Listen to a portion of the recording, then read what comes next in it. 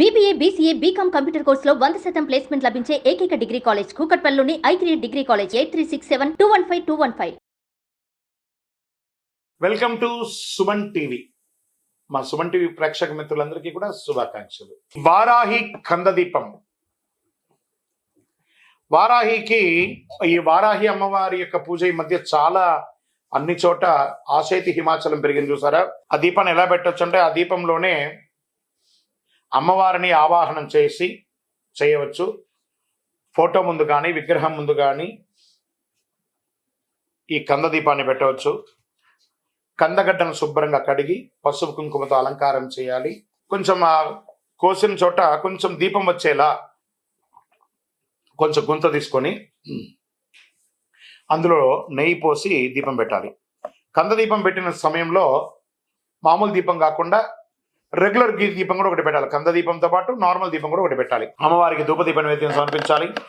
అష్టోత్తరం కానీ సహస్రనామంతో కానీ మూలమంత్ర జపంతో కానీ పూజించుకోవాలి. కంద దీపం పెట్టిన రోజు దుంపలు, తేనె, లడ్డులు ఇలాంటివి నివేదన చేయవచ్చు.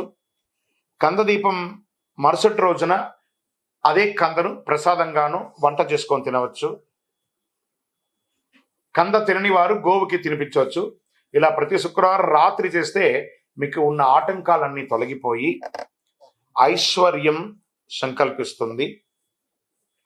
ముఖ్యంగా గొడవలు, నిందలు ఇవన్నీ తొలగిపోతాయి. వివాహం కాని వారికి వివాహం త్వరగా అయ్యే అవకాశాలు ఉన్నాయి. ఇల్లు కొనుక్కోవాలన్న వారికి, భూమి కొనుక్కోవాలన్న వారికి వారాహి, వారాహి కదా భూ అమ్మవారు, ఆ వారాహి అమ్మవారిని ప్రార్థన చేయడం చాలా అద్భుతం కలుగుతుంది. రాత్రి పూట సమయం వరకు ఉపవాసం అవసరం లేదండి. కొంతమంది ఉండాలనుకుంటే ఉండొచ్చు, లేని పక్షంలో దీనికి ఉపవాసం ఉండలేదు. ఆ ఒక్కరోజు మాత్రం మధుమాంసాలు తినకుండా దూరంగా ఉంటే మంచిది.